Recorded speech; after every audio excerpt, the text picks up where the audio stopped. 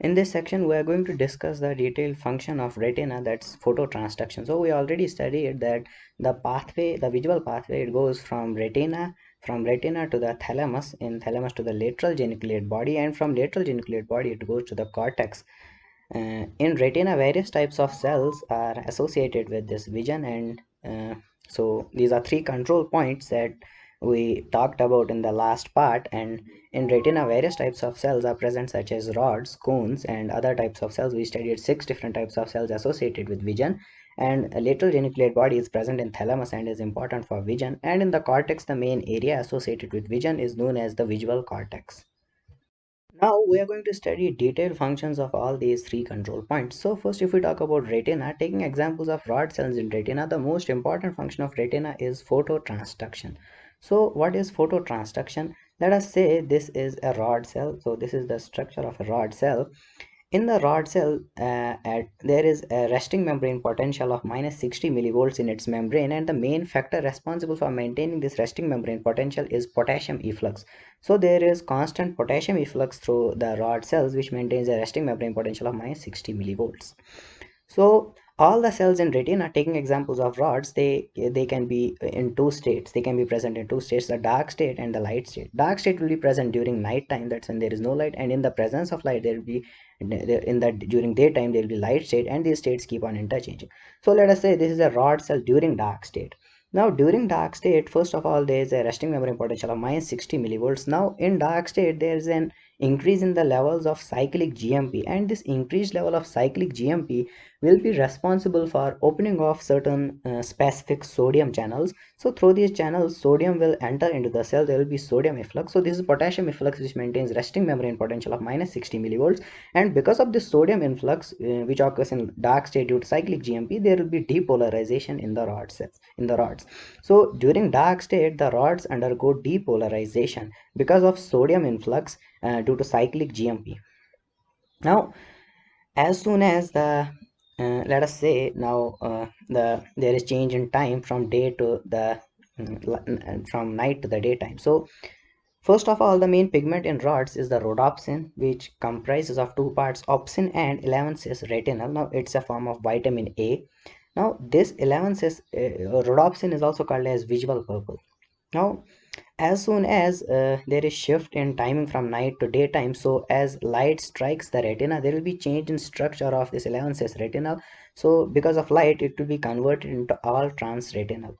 Now this all trans retinal, it will be responsible for stimulating a specific G protein coupled receptor, which is called as transducin. Now this transducin, it's a G protein coupled receptor, and it will activate the enzyme phosphodiesterase, which will be responsible for destruction of cyclic GMP. So because of phosphodiesterase, there will be destruction of cyclic GMP, and as a result, the sodium channels will not open. These sodium channels will remain closed, so there will be no depolarization. Now only potassium efflux will be present, and this will result in hyperpolarization. So the rods during dark state, they remain depolarized, and during light state they undergo hyperpolarization. This is true for all the cells present in retina except hemacrine cells. So we'll go to that later. So it is because of this all translate retinal, there is change in the state of rod cells from depolarized to hyperpolarized state. So cyclic GMP is destroyed and the sodium channels do not open. Now these special type of sodium channels, which are stimulated by cyclic GMP, they are known as funny channels. Now you must also have heard these channels in the heart. So they are present in eye as well as in the pacemaker of heart, where they are responsible for generation of pre-potential, which is important in maintaining automaticity of heart. So they are also present in rods and play an important role in vision. Now these are also called as hyperpolarization cyclic nucleotide channels. So in rods, there is a continuous change in 11 from 11-cis retinal to all transretinal as the time changes from day to night, and this cycle goes on, and this is known as Wald's visual cycle. So Wald's visual cycle, it takes place in the rods and in the other cells so of retina, and because of the light, there is constant change in the state of this pigment rhodopsin. So 11-cis retinal is continuously converted to all transretinal, and then it's converted back to 11-cis retinal. So amacrine cells, these are the cells of retina which do not undergo depolarization or hyperpolarization. They always remain in depolarized state even after the light stimulus is given to them. Now, we know that light falls on the retina, and from retina, impulses are sent to the thalamus, that's to the lateral geniculate body of the thalamus, from where impulses go to the visual area of the cortex. Now, we studied the structure and functions of retina in detail. Now, we'll go to the thalamus. So, thalamus, if we talk about the structure of lateral geniculate body, it is present in layers. So, there are 6 different layers. Now, the first 2 layers, that's layers 1 and 2, they consist of large cells. So, these cells are larger in number. So, these 2 layers, they are known as magnocellular layers. So layers 1 and 2 of the lateral geniculate body, they are magnocellular layers, whereas remaining 4 layers, they consist of smaller cells, and thus they are called as parvocellular layers. Now, impulses, they come from retina to the thalamus, that's to lateral geniculate body to these 6 layers, and from these 6 layers they go to the cortex. Now, 2 pathways arise from these layers. So from the first 2 layers, that's from magnocellular layers, the pathway which arises is known as the magnocellular pathway, and from the remaining layers, that's parvocellular layers, the pathway which arises is known as the parvocellular pathway. Now both these pathways, magnocellular and parvocellular pathway, they finally end up in the cortex, and the main area of the cortex where these both pathways go, it's known as the visual cortex. However, other than visual cortex, these pathways also go to some other areas of cortex which are known as extrastriate areas, and will from magnocellular pathway they go to one type of extrastriate area, and from parvocellular pathway these go to other types. So we'll get to that later on in the lecture. So first, this should be clear what are 6 different layers in the retina and different pathways arising from them. So magnocellular and parvocellular pathways. Now, magnocellular pathway, it is associated with extraocular movements of the eye. So the movements of eyeballs, they are mainly controlled by magnocellular pathway, and parvocellular pathway is associated with vision. So if we take a look at the level of retina, the main component which is associated with color vision is the cones, and at the level of thalamus, it is the parvocellular pathway which is associated with color vision. Now, if we draw the layers of this thalamus lateral geniculate body, layers 1, 2, 3, 4, 5, 6. So if this is the lateral geniculate body of the left side, and these are 6 layers of the lateral geniculate body, now left lateral geniculate body receives impulses from both the eyes, that is from left eye as well as from the right eye. Now the layers 2, 3 and 5, the layers 2, 3 and 5, they receive impulses from the eye of the same side as the lateral geniculate body. So left lateral geniculate body will receive impulses from left eye at the levels of layers 2, 3 and 4, and at the level of layers 1, 4 and 6, it will receive impulses from the opposite eye. So the layers 2, 3 and 5, they are called as ipsilateral layers because they receive impulses from the same side of the body, and the layers 1, 4 and 6, they are known as contralateral layers because they receive impulses from the opposite eye, from the eye present on the opposite side of the body. So these are different layers in the thalamus, and how they receive impulses from different eyes, and what are the various pathways associated with them, and how they end up in the cortex. Discussion about the part of the cortex, cerebral cortex, which is associated with vision, it is called as the visual cortex. Now, the main layer of the visual cortex which is associated with vision is the layer 4, and it is present in the occipital lobe of the brain or occipital lobe of the cerebrum, and the Broca's areas, which are, if we want to be more specific, it's present at Broca's areas 17, 18 and 19, which coincide with the calcarine sulcus of the brain. So visual cortex is mainly present in and around calcarine sulcus, which is present in the occipital lobe of the brain. Now, the almost all the impulses, they go to this part of brain, that's the calcarine sulcus, and it consists of mainly myelinated neurons. And if we take the appearance is like a striated, so it is a striated appearance, therefore it is also called as striate cortex, or it's called as the stria of Guinari, named after the scientist who discovered them. So this striate cortex, it has a striated appearance, and it is present in the occipital lobe. Now, the main structural component of this striate cortex, which is associated with color vision, they are known as blobs. So at the level of retina, the cones are associated with color vision. At the level of thalamus, it is the parvocellular pathway which is associated with color vision, and at the level of visual cortex, blobs are associated with color vision. So now let's take a look at the color vision pathway. So the rays of light, they strike the retina, and in the retina, the main types of cells which are associated with color vision, these are the cone cells. So cones are important for color vision. So the pathway starts from cones, and from cones the impulses are then carried to the lateral geniculate body in the thalamus, and the main layers are the layers 3, 4, 5 and 6, from where parvocellular pathway arises. And from parvocellular pathway, the impulses go to the visual cortex, and the structural component associated with color vision, they are known as blobs. So this is the color vision pathway which is essential.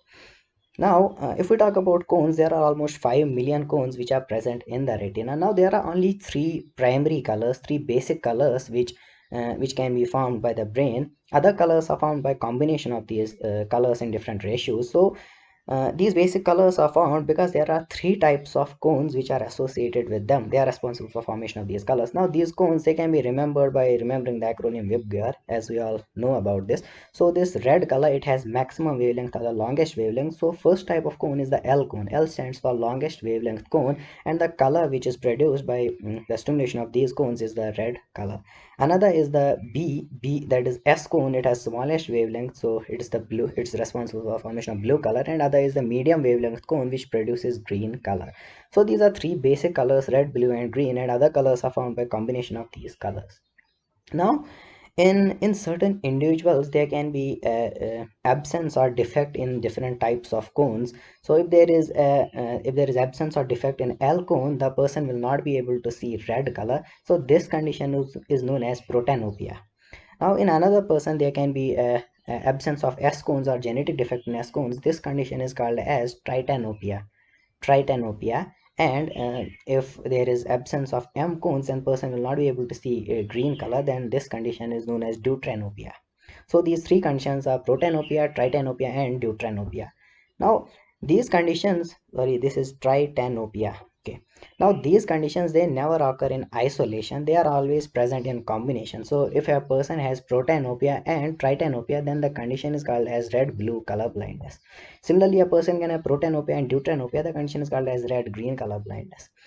Or a person can have tritanopia and deuteranopia, this condition is called as blue green color blindness, and it's the most common type of color blindness worldwide, and it is an example of X-linked recessive condition. So obviously males will be affected more as compared to females, as it's X-linked recessive condition. So these were various types of color blindness and how this color blindness occurs. Now, we already studied that the important control points for vision, they are actually the retina, the thalamus, and the visual cortex.